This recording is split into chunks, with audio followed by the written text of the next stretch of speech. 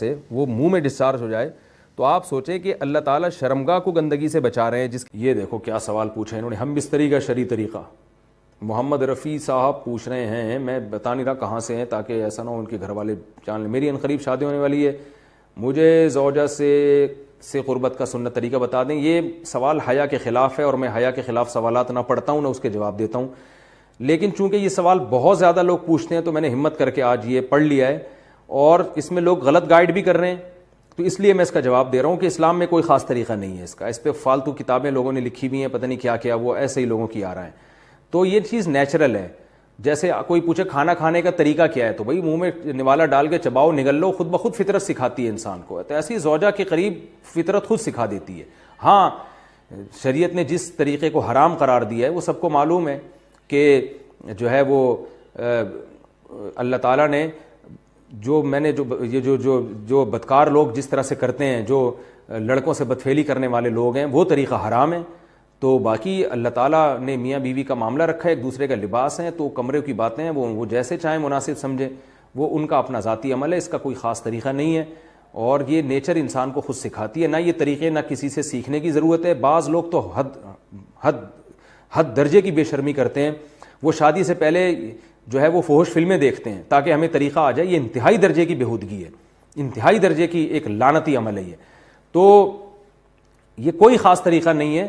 میاں بیوی ایک دوسرے کا لباس ہیں, وہ جس طرح سے ایک دوسرے کو سیٹسفائی کر سکتے ہیں وہ کر لیں, تاکہ ان کی توجہ کسی اور طرف نہ جائے, وہ حلال کی تسکین ان کی بند کمرے کے اندر ہو جائے.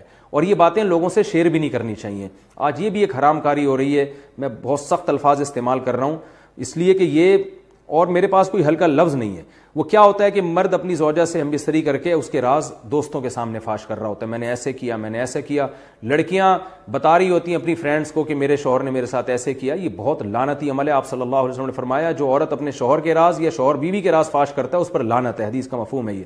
تو یہ بند کمرے کی میاں بیوی کی باتیں, جس طرح سے وہ ایک دوسرے کو سیٹسفائی کر سکتے ہیں وہ کریں, ایک دوسرے کے لیے وہ حلال ہیں. اور بس وہ طریقہ جو لڑکوں سے بدفعلی والا طریقہ ہے وہ طریقہ اسلام میں حرام ہے. اور اللہ تعالیٰ نے حالت حیض میں زوجہ سے ہم بستری کو حرام قرار دیا کیونکہ اس میں گندگی ہے. باپ دیکھیں کہ وہ گندگی اس درجے کی نہیں ہے جتنی اورل سیکس میں گندگی ہوتی ہے. اگر اس میں ڈسچارج ہو جائے بندہ, انسان جو ہم بستری کرنے والا ہے زوجہ سے, وہ منہ میں ڈسچارج ہو جائے, تو آپ سوچیں کہ اللہ تعالیٰ شرمگاہ کو گندگی سے بچا رہے ہیں, جس کی وجہ سے حیض کی حالت میں ہم بستری کو حرام قرار دیا.